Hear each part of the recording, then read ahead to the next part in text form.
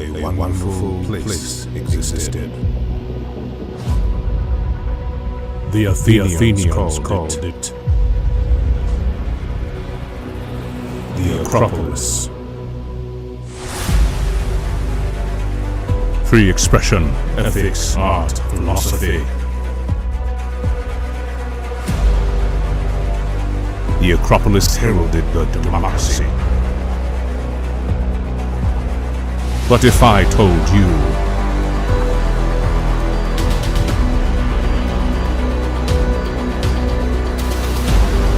the Acropolis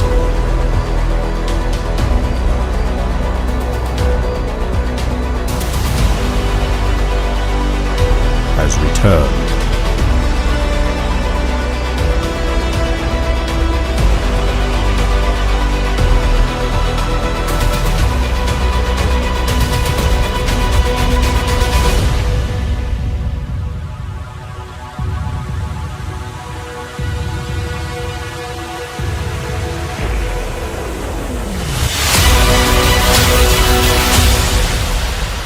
Acropolis News.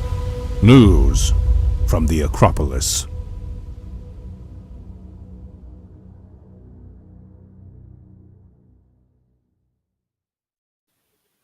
This is going to sound really crazy, but everything I'm about to recap, like 90% of it came on like one day. I'm not like this is crazy. By the time Monday ended and I went to bed at like 8 o'clock, I'm like, oh jeez, that's a lot of news in one day. That's quite a lot. So the question is, what happened on Monday? Well, the answer is a lot. A lot happened on Monday. The FBI raided Trump's house because, of course, of course they did. What did you do for fun on Monday? Well, it was a Monday, so I didn't have fun. I mostly just complained about the fact that it was Monday. There's a certain person on the internet, a brilliant Latino man, a brilliant real estate agent Latino man who's a part of the Acropolis protocol. I'm directly calling you out.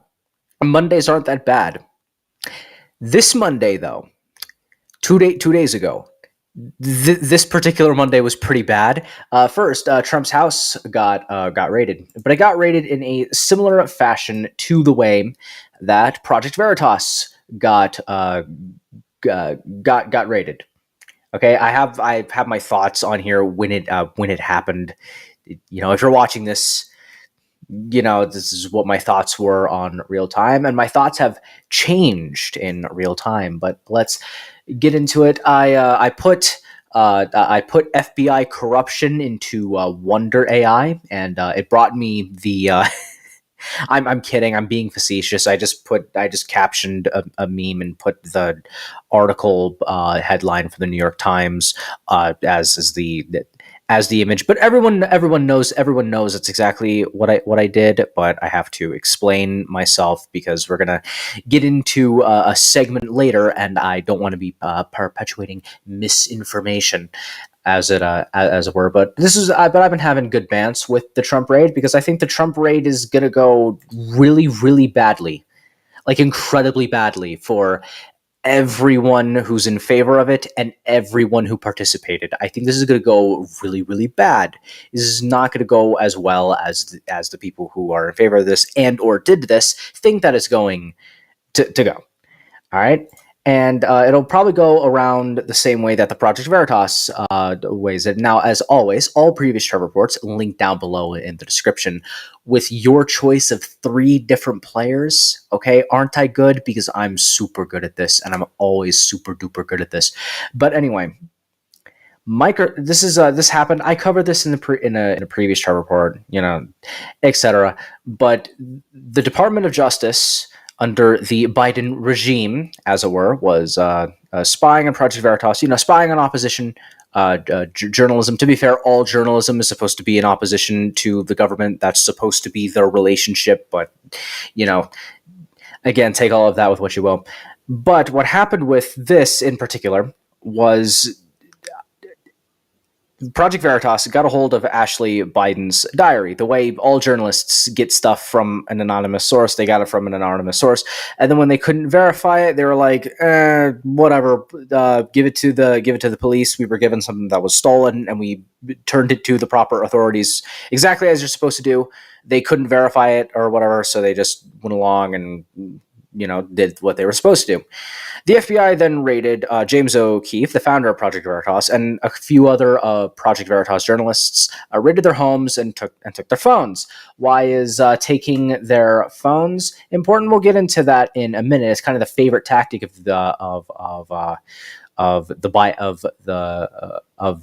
federal Biden investigation agency, as it were. But anyway, one day after the raid on former President Donald Trump, the FBI seized the cell phone of a Republican member of Congress. Now, the FBI likes to take people's phones. They like to take people's communication.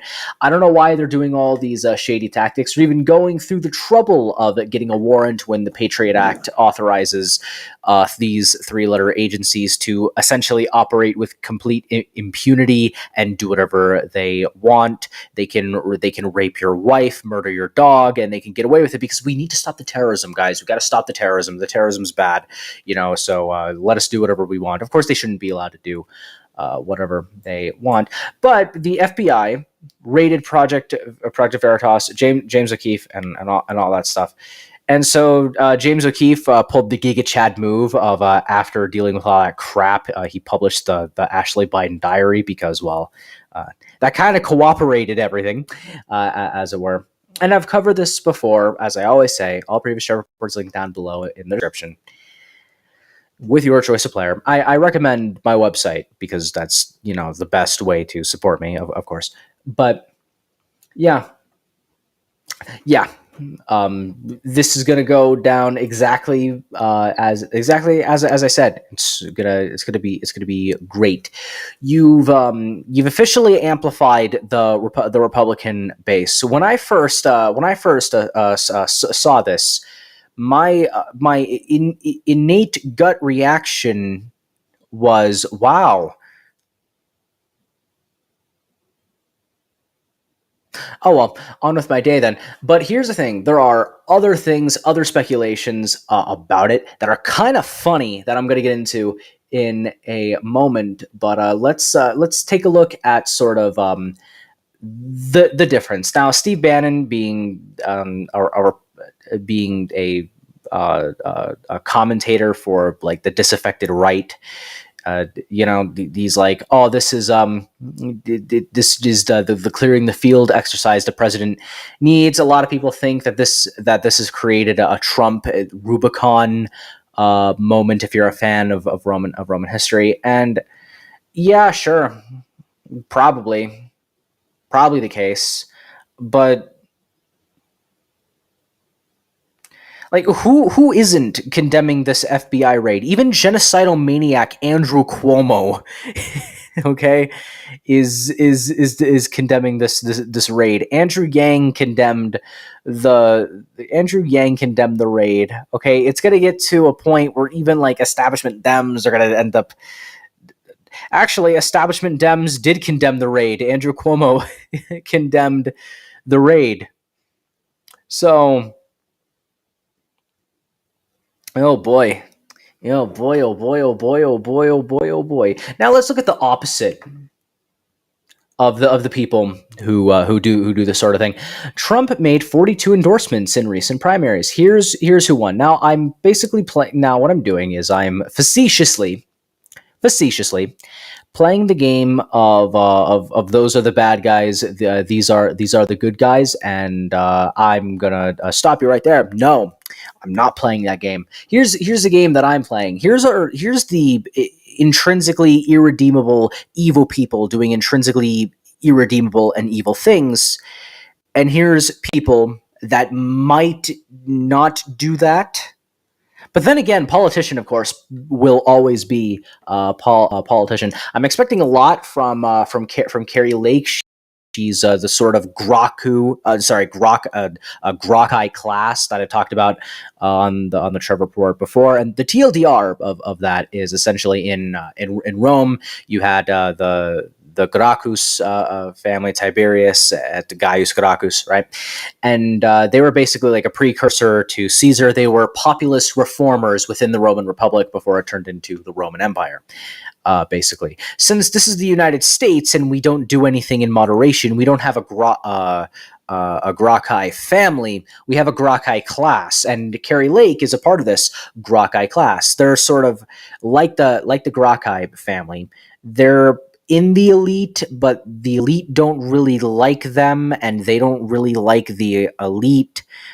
And they sort of identify a lot more with common people, and then the elite start doing a bunch of corrupt things, and then the Gracchi family just takes it upon themselves to just assume the role of populist reformer. Carrie Lake is doing this. That's basically Trump for the past like 7 years. Okay, like since 2015. That's basically what Trump.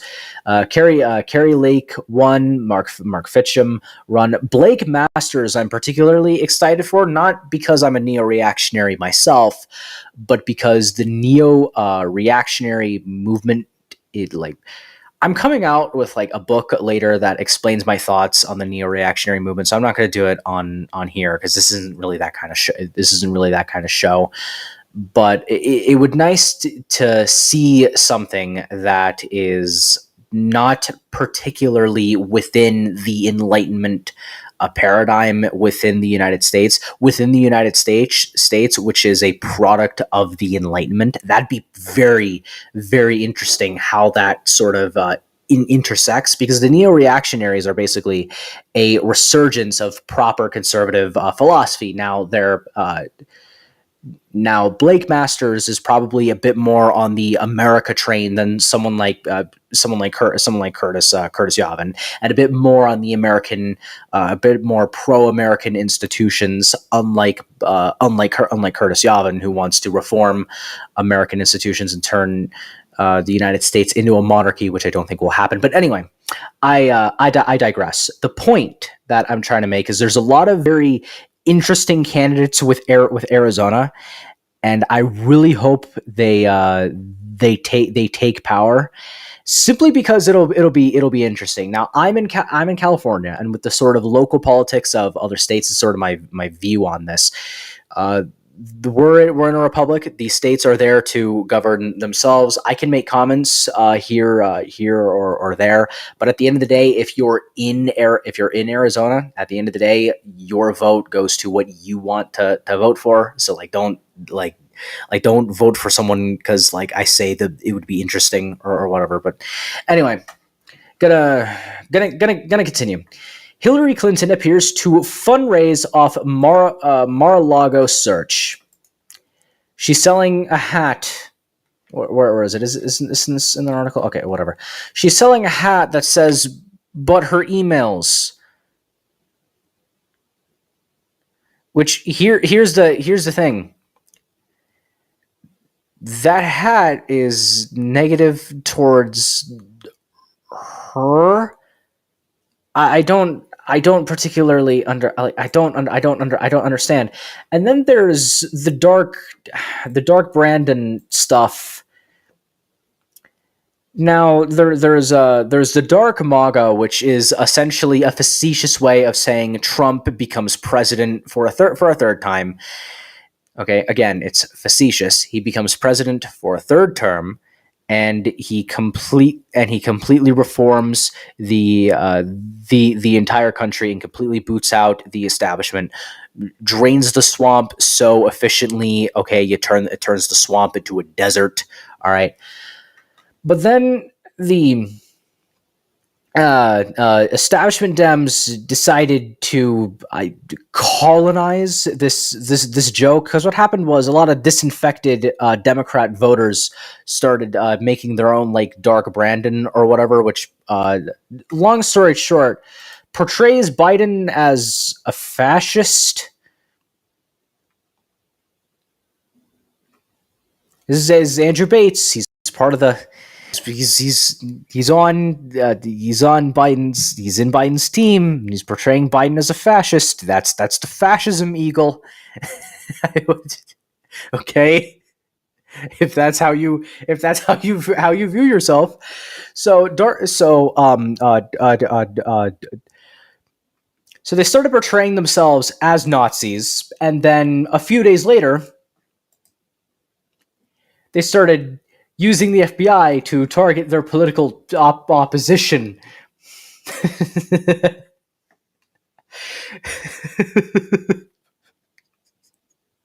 You can't make this stuff up. This is the worst. This is such a terrible anime. This is, oh god.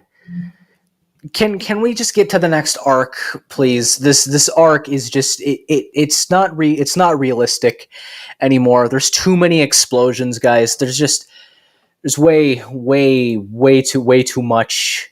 There's just too much. But anyway, speaking of terrible animes, Epstein's back in the news.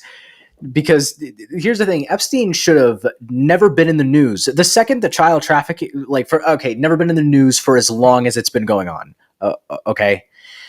But Epstein did this incredibly disgusting and evil thing, or rather was caught doing this incredibly disgusting and evil thing years ago. Right? In his prison cell, but he totally killed himself, guys.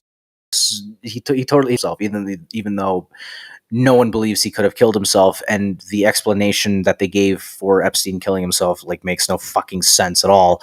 He hung himself on the bottom bunk of a bunk bed with fucking toilet paper. Okay, no, shut up. Okay, but no. Anyway, the judge.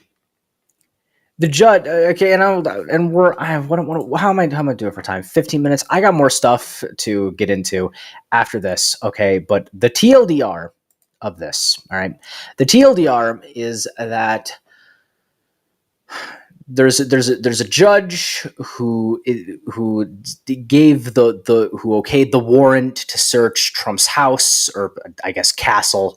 I should say. I can't wait for the day I can afford my own castle, and then because I'm siding with the people, I get raided by the Federal Bureau of Investigation because I was not treating people of the incorrect skin color as second-class citizens for being born wrong. I can't wait till I get to that point in my life.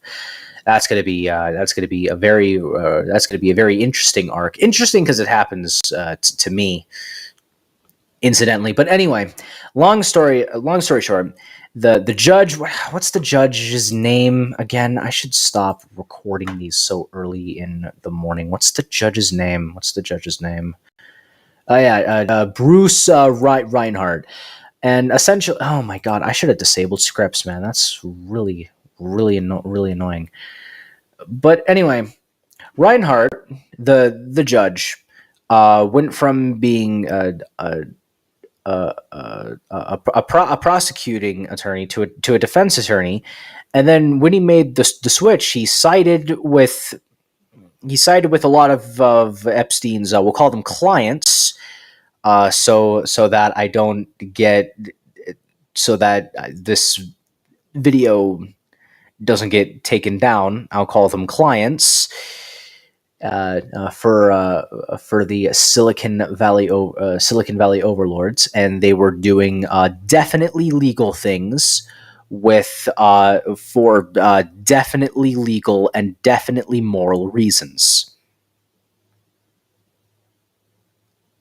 All right, now that this video is going to stay on YouTube, he's actual scumbaggery. Okay, actual scumbaggery. So all of this stuff has happened. Okay, all this stuff has happened. Okay, and then on that same day, all of this happened. I'm not kidding. The biggest expansion of a federal bureau in my entire life, and likely the rest of my life, happened. With 87,000 new agents, here's who the IRS may target for audits. CNBC. They're going to target people like me. Not because they did anything wrong with my taxes. I actually paid taxes this year, and I didn't receive any money in taxes this year.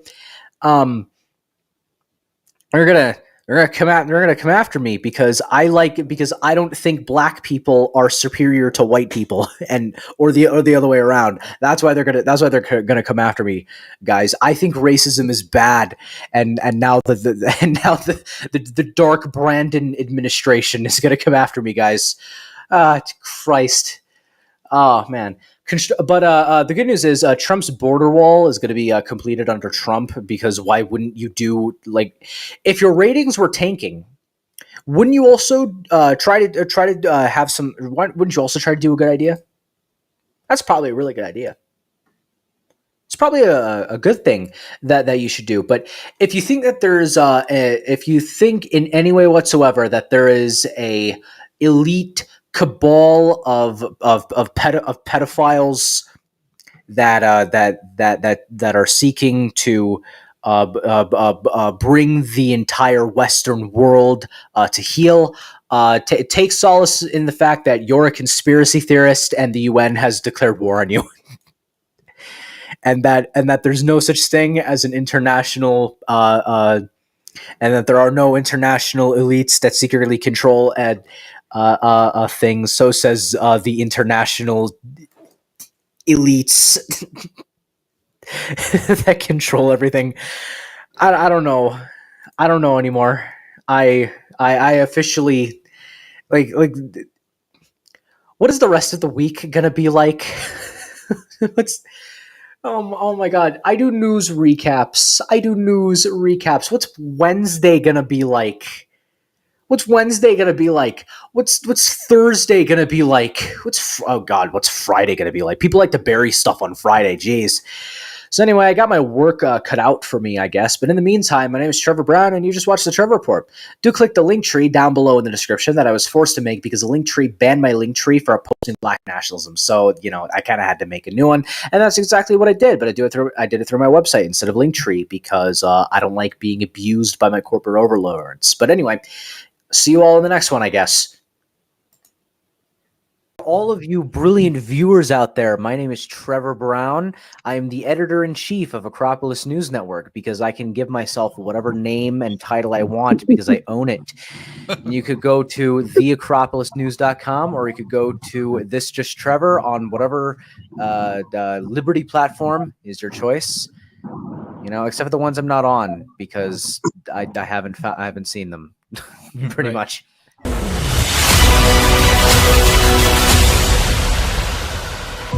Acropolis News. News from the Acropolis.